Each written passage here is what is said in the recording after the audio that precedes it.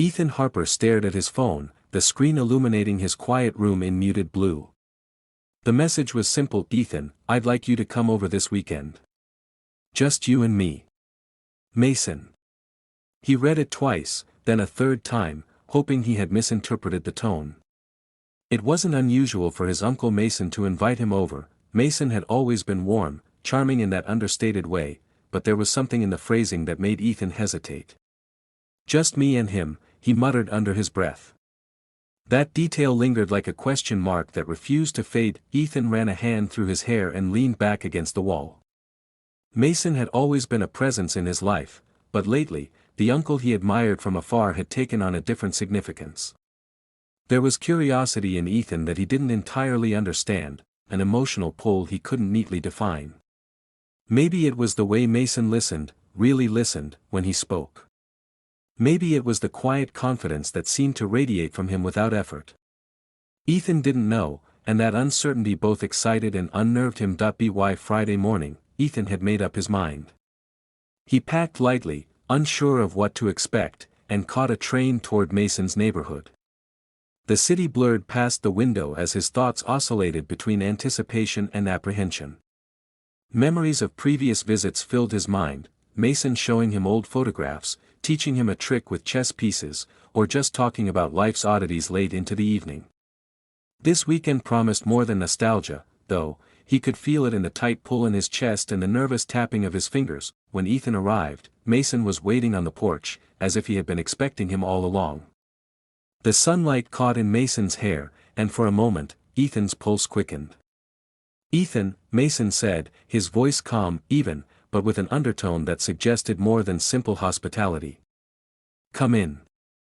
I'm glad you could make it." The house was familiar yet somehow different.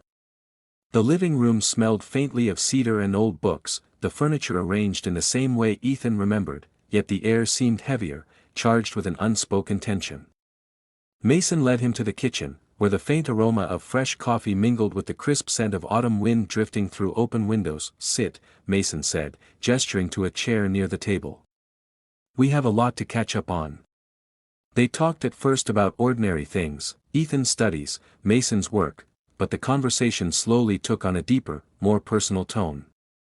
Mason spoke candidly about the struggles in his life, the quiet loneliness that seemed to shadow him despite his outward composure. Ethan listened, rapt, feeling a strange mix of concern and admiration. It wasn't just sympathy he felt, there was something more, something he couldn't quite articulate. At one point, Mason paused, looking out the window at the backyard bathed in golden afternoon light. "You know, Ethan," he said softly, "sometimes I wonder if we really see the people closest to us. Even family. We get so wrapped up in our routines, in expectations, we forget to notice the small truths." Ethan nodded, unsure what to say. He felt as if Mason was speaking directly to him, not just about general life advice but about something private, something intimate. The words carried weight. They lingered, wrapping around him like the edges of a puzzle he hadn't yet realized he needed to solve. Dinner came and went, simple fare, but every glance, every brush of Mason's hand against his arm when reaching for the water pitcher seemed magnified in Ethan's mind. He tried to shake the feeling, to rationalize it. Uncle Mason was family. He was simply being friendly, perhaps a little overly attentive. That had to be it. Later, as evening fell and the sky darkened into deep indigo, Mason suggested they take a walk through the garden. The crisp air carried the scent of fallen leaves, and the quiet rustle beneath their feet seemed to echo the tension neither wanted to name. Mason spoke less, allowing silence to stretch comfortably between them, yet the weight of unspoken words was palpable. At the edge of the garden, Mason stopped and turned to Ethan. "I'm glad you came," he said simply. There was a softness in his gaze that made Ethan's stomach twist, a combination of warmth, reassurance, and something else entirely, a spark he hadn't anticipated. Ethan forced a smile, nodding, but inside, a storm of conflicting emotions raged. Guilt mingled with intrigue, admiration tangled with confusion. He had never felt this way about anyone, certainly not a family member, and yet Mason's presence drew him in, effortlessly, irresistibly. By the time they returned to the house, Ethan felt lightheaded, as if the world had subtly shifted. Mason offered him a drink, a casual gesture, but the way he looked at Ethan, steady, patient, almost expectant, made Ethan's heart pound. He realized that this weekend might not be just a casual visit. Something had changed. Something had begun. As Ethan lay in the guest room that night, listening to the faint hum of the city beyond the windows, he reflected on the day. He thought about Mason's words, the quiet intensity in his eyes, the way the ordinary had felt extraordinary simply because Mason had been a part of it.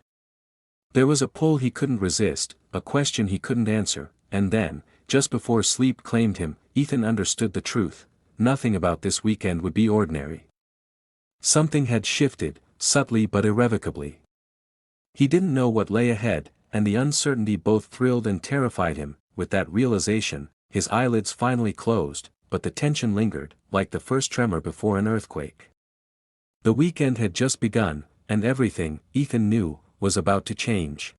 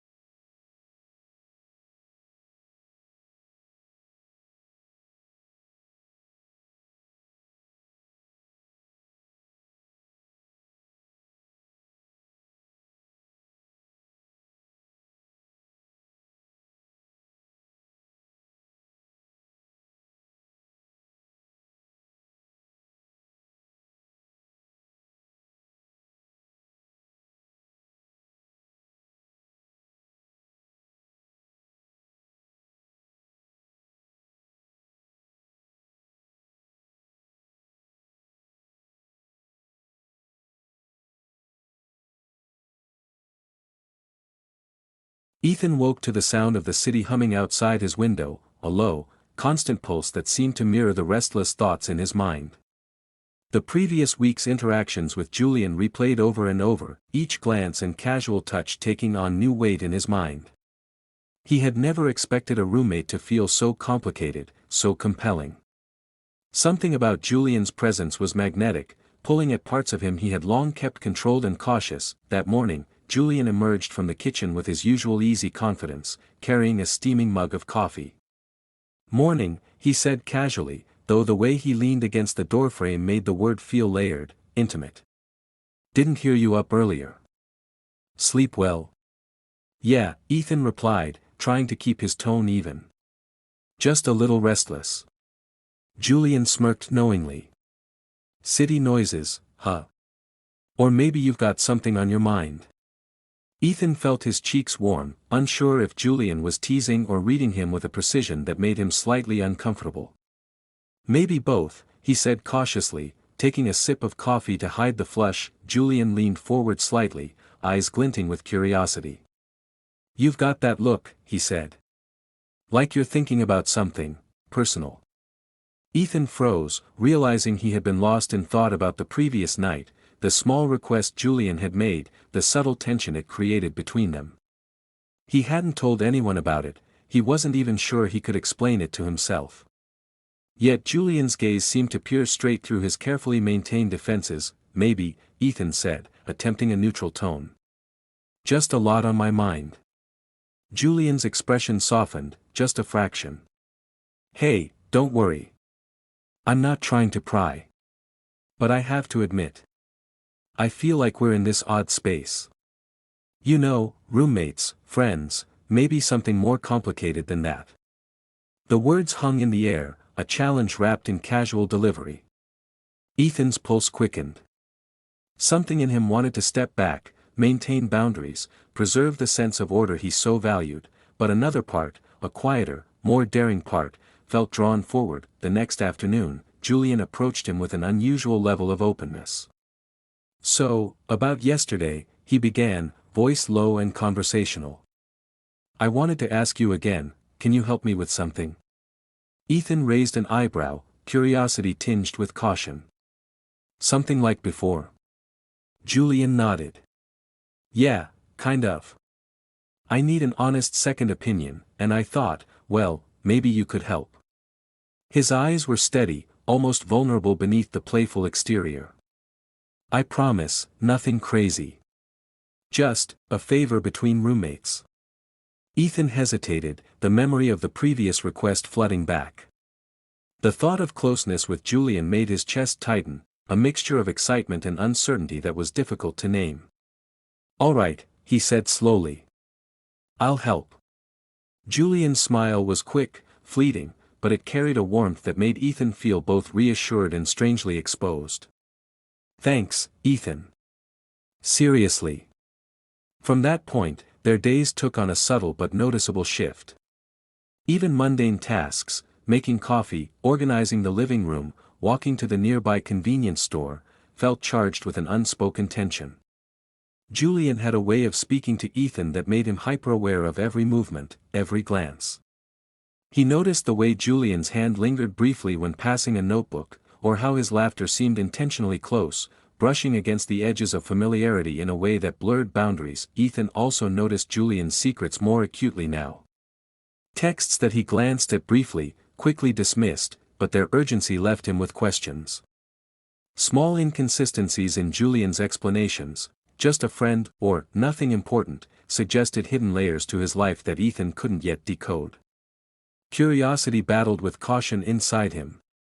Every day brought a mix of intrigue, concern, and an undeniable pull towards something he was only beginning to recognize in himself. One evening, as rain tapped lightly against the window, Julian appeared at the sofa where Ethan was reading.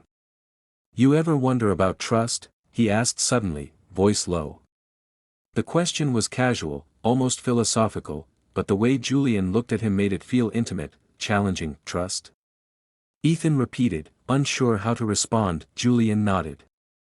Yeah, between people. Some things are easy to share, others, not so much.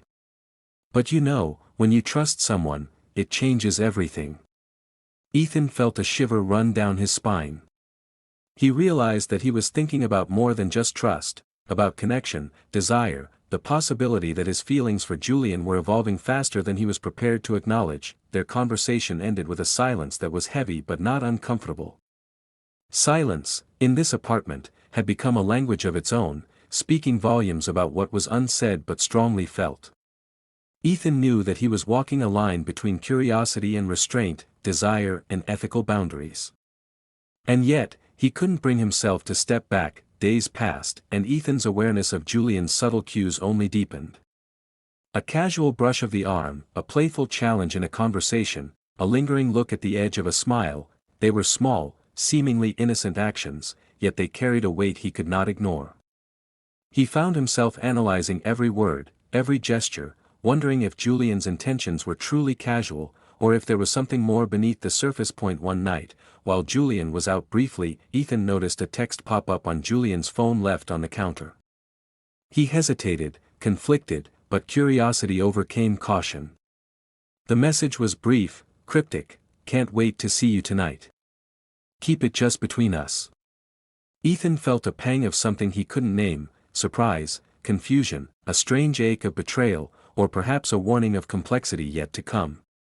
Julian's private life, once opaque and distant, now seemed tantalizingly close, pressing against the edges of Ethan's carefully maintained boundaries. By the end of the week, Ethan understood one thing clearly: life in this apartment would never be ordinary. Julian had a way of drawing him in, of twisting everyday moments into exercises of tension, curiosity, and unspoken possibility. There was a thrill in it, yes, but also a precariousness, a sense that every choice carried weight and consequence. As Ethan lay awake that night, the faint city lights shimmering through the window, he realized he was at a crossroads. He could retreat into the familiar, maintaining his walls and routines, or he could allow himself to step closer to Julian's orbit, where trust, desire, and hidden truths awaited. And though he did not yet know what the right choice was, he knew that by morning, the rhythm of the apartment, and his heart, would be irrevocably changed.